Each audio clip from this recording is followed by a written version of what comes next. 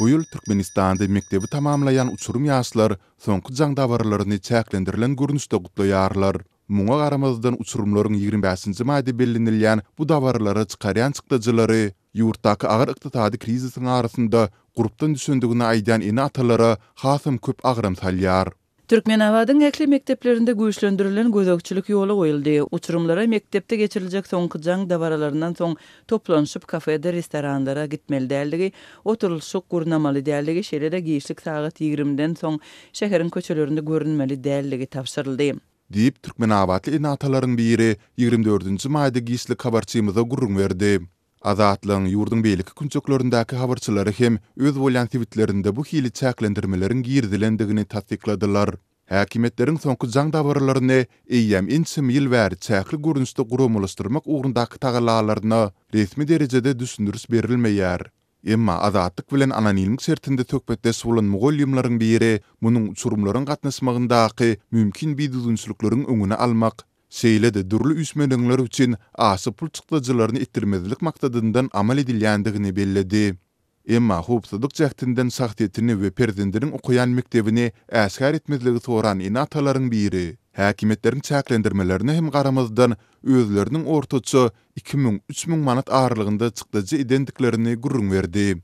Elbette bu çağalarymyzyň durmuşyndaky ýatdan çykmajak pursatlaryň biri. Biz höwes bilen olaryň isleýişi ýaly gutlap bilmek üçin pul çykarardygam welin häzir gündelik çöregimiz alada bolup dur. Üýüşmeler, bagşylar, täze libaslar, mugallimler üçin sowgatlar bularyň eklesi meniň tutuş bir aýlyk zähmet hakymdan hem aşýar. Bu sebäple garz kowaly hem girmeli boldum. Diýip 30 ýaşlarynyň aýagyndaky söhbetimiz belledi. Ol mektep mugallimlarynyň gutordy syňaglarynda hem aýt bermegi wada berip, gymmatbaha sowgatlary tamakin bolýandyklaryny hem sözüne goşdy. Okuwçylaryň arasynda esasan hem gutordy syňaglaryny kabul etjek mugallimlere iň gowy sowgady, iň gymmat gül destesini bermek ugrunda öz boluşly bäsdeşlik gidýär. Mugallimleriň özleri hem muňa meçe berýärler. Çağam dawa edip 200 manada gül destesini satyn aldyrdy. Beýleki enatalar hem 80 ýa-da 300 manat aralygynda çykdyjy edip gül almaly bolýandyklaryny aýtdylar. Diýip Türkmenabatda uçurumlaryň biriniň ejesi gurrun berdi. Ol gyz uçurumlaryň ýurtda aýal gyzlaryň dasy kesbine garşy ozal görülip esidilmedik çäklendirmeleriň girdilen wagtynda hem diňe taşlaryna timar berdirmek üçin 100-150 manat aralygynda çykdyjy edýändiklerini belledi. Galy bertede mundan bir hepde öň prezident Serdar Berdimuhammedow uçurumlaryň soňky jaň dabarlarynyň ýokary derejede geçirilmeginiň möhümdigini aýtdy. Ol uçurumlaryň bugün barada iň ýakymly ýatlamalarynyň galmagy üçin Özgün şäherindäki özüniň atasy Berdimuhammed Anaýewiň adyny götürýän 20-nji orta mektebine gül destelerini goýmak çäresini oňlady. 19-njy maýda geçirilen ministrler kabinetiniň mejlisinde ýurdun ähli mekteplerinde halkyň arkadagly zamanasy sygary etasynda bayramçylyk dabarlarynyň gurunuljakdygy hem bellenildi. Emma görnüşinden ýurtda bir masgalanyň sagtyet kulturyny hasam güýçlendirmäge gönükdirilen bu çäreler bilen birlikde soňky jaň dabarasy üçin girdilýän çäklendiriji düzgünler barada hiç zat aýdylmady. Türkmen häkimetleri bu ýyl mektebi tamamlayan ýaşlaryň sany barada hem entek maglumat bermedi. 2013-nji ýylda Türkmenistanda 25-nji maýy her ýyl Aşgabat güni hökmünde belläp geçmek kararlaşdyryldy. Sondan bäri uçurum dabarlary Aşgabat gününe hem gawat gelýär. Türkmenistanyň döwlet telewizionyasy korrupsiýada aýplanýan 14 orta derejeli sowda resmiýetini aglap top edýän görnüşde görkezenen birnäçe hepde soň Azatlyk radiosynyň habarçysy ýurdun ýene bir sewtindäki döwlet dukanlaryna barlyk seljiriş işleriniň geçirilýändigini habar berýär. Ýöne habarçymyz bilen söhbetdeş bolýan ýerli dukançylaryň käbiri barlyk seljiriş işleriniň töweregindäki korrupsiýa zynjyryndan şikayet edip barlyklaryň hem barlanylmalydygyny aýdýarlar. Redaksiýa habarçymynyň howpsuzlygyny nazarda tutup barlyk geçirilýän sewtiň adyny bu gezek aýan etmekden saklanýar. Maýyň 1-nji hepdesine döwlet telewizionyasy arkaly köpçülüge ma'lum edilen barlyk seljiriş işleri resmi habarlara görä Ahal vilayatynyň hemde Aşgabat şäheriniň sowda dukanlaryna geçirildi. Döwlet dukanlaryna barlaglar dowam edýär diýip Azatlyk radiosynyň habarçysy şu günler barlag dowam edýän sebitden maglumat berýär. Türkmenistanyň sowda ulgamyna döwlet dukanlary ilan tarasyna paýok adlandyrylýan subsidiýalenen azyk önümlerini paýlamak işleri bilen borçlandyrylýar. Ýöne ýurdun dürli sebitlerine yerli ýaşaýjylar paýok önümleriniň gijikdirilýänini aýdýarlar. Köplenç paýtagat Aşgabatdan sebitleri berilýän barlagçylar göräýmäge ilatyň azyk paýlarynyň wagtlyna paýlanylmagy bilen bagly meseleleri seljermeli. Ýöne Azatlyk radiosynyň yerli habarçysy dükany işgärlerine salgylanyp hatda barlagçylaryň hem satyn alynýanyny habar berýär. Gelýän barlagçylary satyn alyp bolýar we ýetmezçilikleri paranyň üstü bilen ýapyp bolýar. Barlagçylary berilýän para gaty ýokary.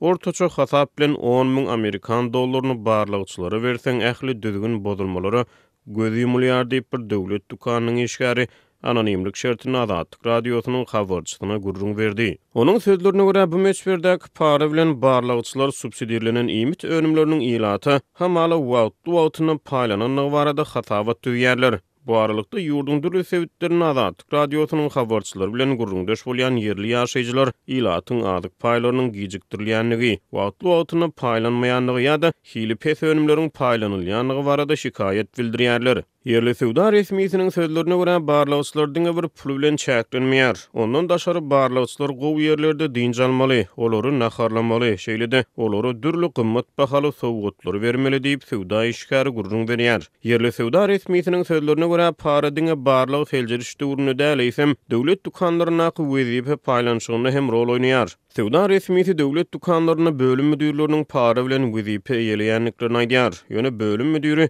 resminiň sözlerine görä para bilen eýelen wezipesini para bilen dowam etdirmeli bolýar. Bölüm müdüri dukanlara gelýän harytlary hususy dukanlara satyp pulun belli bir bölegini başlyklary eltip berýär. Ähli dukanlaryň bölüm müdürleri bu zanjyr boýunça işlemeli bolýar. Başlyklar öýdegini merkeze ministrlige ýibermeli. Welayatlaryň üstünden aýlanýan barlaklaryň esasyna üýşürilen pullar merkeze gowşurulýar diýip ýagdaýdan habarly sowda resmiýeti gurrun berdi. Türkmenistanyň döwlet telewizionyna görä Türkmenistanyň baş prokurory Batyr Attaýew sowda we daşary aragatnaşyklar ministrligine korrupsiýa hemde paraxorluk bilen bagly ýol berilenini aýdylýan jinaýat işleri boýunça deriňe geçirilenini aýdýar. Onuň 6-njy maýda beren hasabatyna görä Ahal vilayatynyň Aşgabat şäheriniň sowda bölümlerine dukanlaryna geçirilen barlag seljerme işleriniň netijesinde uny ösümlik ýagyny açyk sowdadan gizläp gymmat bahadan satan raýatlar ýüze çykarlypdyr. Munyň ýany 14 raýatyň 8 ýyldan 20 ýyla türme tutsauluğuna hüküm edilenligi ma'lum edildi. Ýöne yerli sowda resmiýetleri barlag seljeriş işlerini hem para vermetiň rol oýnaýanyny aýdýar. Egerde düzgün bozulmalar para bilen ýapyp bolýan bolsa, onu gelýän barlaklaryň üstünde hem barlaklar bolmaly. Hakykaty görýän, arasy halal işleýän adamlar bolmasa,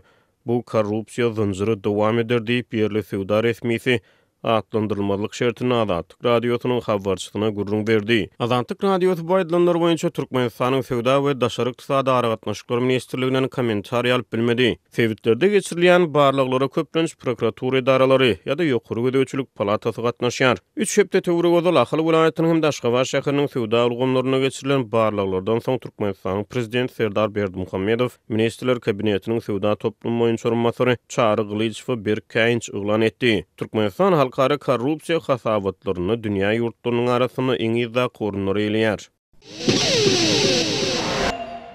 Aşgabatda öýüne Wi-Fi çekdirenler pestilikden şikayet edýär. Türkmen Telekom çäre hödürlemeýär. Aşgabatyň käbir sebitlerini Türkmen Telekom kompaniýasynyň Ethernet ýa-da ADSL tehnologiýalar arkaly öýlerine internet birikdirýän hojuluklar pestilikden şikayet edýärler.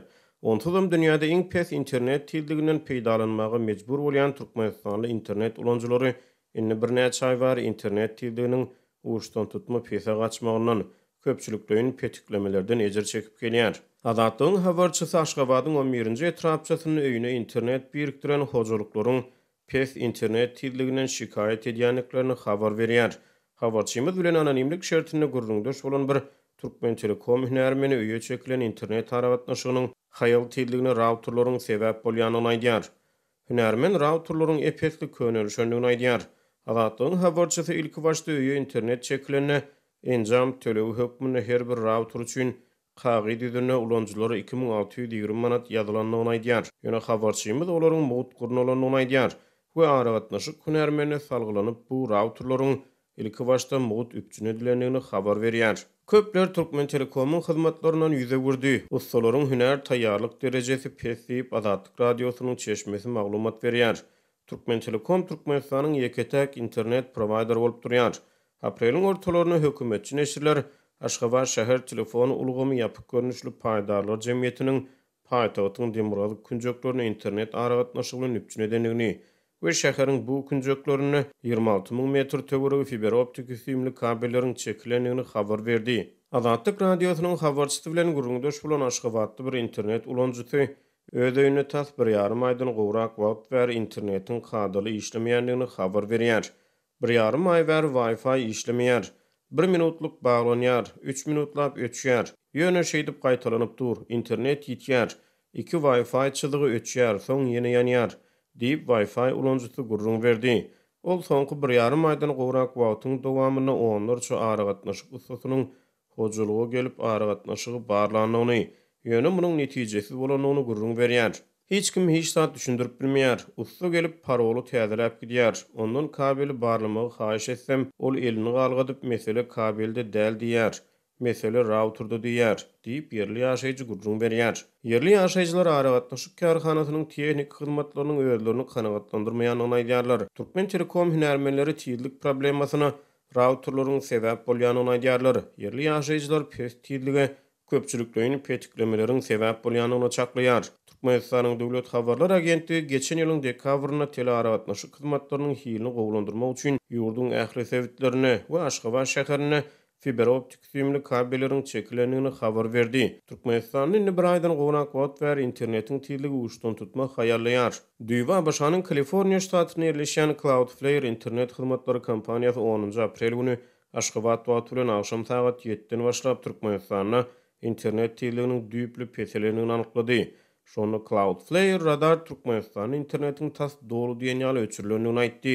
Kompaniýa 12 aprel güni beren goşmaçy maglumatyna 40 saat dowam eden bökdönçlükden soňra Türkmenistanyň internet aragatnaşygynyň gaýtadan dikeldilendigini habar berdi. Düýbi Britaniýa derleşen cable.co.uk saýtynyň bilermenleriniň geçiren barlyklaryna görä dünýäde iň haýal we iň gymmat internet Türkmenistanyň ilatyna hödürlenýär. Azatlyk radiosu Aşgabatyň sewitlerini Wi-Fi internet aragatnaşygynyň hiliniň peselemegi bilen baglykda Türkmen Telekom kompaniýasynyň we Aşgabat şäher telefon ulgamy ýapyk görnüşli paýdarlar jemgyýetiniň kommentariýa alyp bilmedi.